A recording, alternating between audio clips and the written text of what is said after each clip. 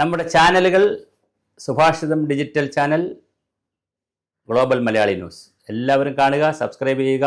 എല്ലാവിധ സഹകരണങ്ങളും സാമ്പത്തിക സഹായം ഉൾപ്പെടെ അയച്ചു തരിക. ഓക്കെ. GST വരുമ്പോൾ വലിയ പ്രശ്നമാകും എന്ന് പറഞ്ഞപ്പോൾ ബാലഗോപാൽ ബഹളത്തുമായിട്ട് രംഗത്ത് വന്നിട്ടുണ്ട്. വിവിധ സംസ്ഥാനം പ്രതിപക്ഷം ഭരിക്കുന്ന കുറേ സംസ്ഥാനങ്ങൾ എല്ലാം കൂടി ചേർന്ന് ബാലഗോപാലിൻ്റെ, അതായത് തമിഴ്നാട്, കർണാടകം, തെലുങ്കാന, ജാർഖണ്ഡ്, ഹിമാചൽ പ്രദേശ്, പഞ്ചാബ്, പശ്ചിമ ബംഗാൾ സംസ്ഥാന മന്ത്രിമാർ പ്രത്യേകം യോഗം ചേർന്ന് വിവിധ ആവശ്യങ്ങൾ ഉയർത്താൻ ശ്രമിച്ചെങ്കിലും കേന്ദ്രം ആ നഷ്ടപരിഹാരവും അംഗീകരിക്കാനാവുന്നതായിരുന്നു കേന്ദ്ര നിലപാട്. ബാക്കിയുള്ള ഈ ഒരു 6-7 സംസ്ഥാനം ഒഴിച്ച് ബാക്കി സംസ്ഥാനങ്ങൾക്കൊന്നും ഈ വിഷയമില്ല എന്നുള്ളതും വളരെ പ്രധാനമാണ്.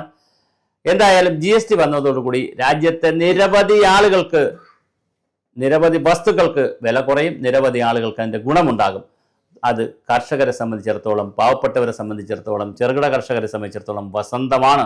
കാരണം ടാക്സ് കുറയുകയാണ്. സ്വാഭാവികമായിട്ട് വളത്തിനും അതുപോലെ ഉൽപ്പന്നങ്ങൾക്കും, ഇലക്ട്രോണിക് ഉൽപ്പന്നങ്ങൾക്കും, വീട്ടുപകരണങ്ങൾക്കൊക്കെ ടാക്സ് കുറയാന്ന് പറഞ്ഞാൽ എല്ലാവർക്കും സന്തോഷിക്കാൻ കഴിയുന്നതാണ്. നമ്മളിവിടെ കേരളീയനെ സംബന്ധിച്ചിടത്തോളം നമ്മൾ നല്ല സദ്യ കൊടുത്താലും, അടിപൊളി ഓണം ആയതുകൊണ്ടാണ് ഞാൻ ഓണം നാളുകൾ കഴിയുന്ന ദിവസങ്ങളായതുകൊണ്ടാണ് ഈ സദ്യയുടെ കാര്യം പറയുന്നത്. നമ്മൾ നല്ല സദ്യയാണ് ആരെങ്കിലും വിളമ്പിയാലും നമ്മൾ ഉടനെ തന്നെ അതിൻ്റെ സൈഡിൽ കുറച്ച് ചാണകമോ അമേദ്യോ എന്തെങ്കിലുമോ കൊണ്ടുവച്ചിട്ട് ഇത് നാറുന്നു എന്ന് പറയുന്ന ഒരഴുക്ക സ്വഭാവമുണ്ട് മലയാളിക്ക്. അല്ലെങ്കിൽ പിന്നെ ഇത്രയും മനോഹരമായൊരു നിയമമുണ്ടോ? സംസ്ഥാനത്തിന് നഷ്ടം വരും, ആ നഷ്ടം വേറെ കോമ്പൻസേറ്റ് ചെയ്യണം, അത് വേറെ കഥ. പക്ഷേ രാജ്യത്ത് ടാക്സ് കൂട്ടി, GST കൂട്ടിയിരുന്നെങ്കിൽ എന്തായിരുന്നതിന്? എല്ലാ പ്രതിപക്ഷ പാർട്ടികളും കൂടെ ഇറങ്ങി വിലക്കയറ്റം എന്ന് പറഞ്ഞ് രാജ്യത്ത് ബഹളം ഉണ്ടാക്കില്ലായിരുന്നോ? രാഹുൽ ഗാന്ധി വല്ല അഭിപ്രായം പറഞ്ഞിട്ടുണ്ടോ? ആരെങ്കിലും അഭിപ്രായം പറയുന്നുണ്ടോ? അപ്പോൾ വളരെ രസകരമാണ്. എല്ലാ സംസ്ഥാന തീരുമാനം ഇതാണെന്ന് ബാലഗോപാൽ പറഞ്ഞെങ്കിലും ആനുകൂല്യങ്ങൾ ഉപഭോക്താക്കൾക്ക് വേണ്ടതാണ്. GST നിരക്കിൻ്റെ അളവ് ആനുകൂല്യങ്ങൾക്ക് നൽകാൻ കമ്പനികൾ തയ്യാറാകണമെന്ന് കേന്ദ്ര വാണിജ്യ മന്ത്രി പീയൂഷ് ഗോയൽ. ഭൂരിപക്ഷ മേഖലകളിലെ ഡിമാൻഡ് വർദ്ധിക്കുന്നതോടെ രാജ്യത്തിൻ്റെ സാമ്പത്തിക പുരോഗതിക്ക് പിന്തുണയുണ്ടാകും. ഒട്ടുമുക്ക നിത്യസാധനങ്ങൾക്കും വില കുറയും.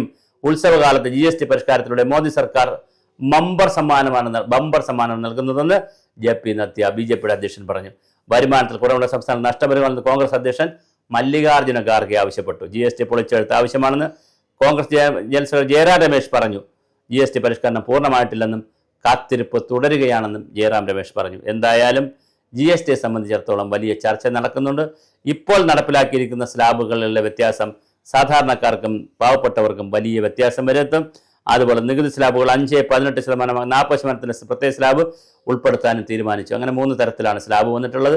28-18 ആകുന്നു, 18-5 ആകുന്നു, 40% പ്രത്യേക സ്ലാബ് വരുന്നു. അങ്ങനെ 12-18% സ്ലാബുകൾ ഒഴിവാക്കാനുള്ള കേന്ദ്ര നിർദ്ദേശത്തിന് കൗൺസിൽ 12-28% ഒഴിവാക്കാനുള്ള പരിപാടി വന്നു. അതിന് പകരം 12-5 വന്നു, 28 പകരം 18 വന്നു. അപ്പോൾ അത് വന്നപ്പോൾ രാജ്യത്തെ ചെറുകിട കർഷകർക്കും നാമമാത്ര കർഷകർക്കും അതുപോലുള്ള പാവപ്പെട്ടവർക്കും എല്ലാം വസന്തമാണ് വരുന്നത്. ഈ വസന്തം വരുന്നത് പ്രതിപക്ഷത്തിന് അത്ര സുഖിക്കില്ല.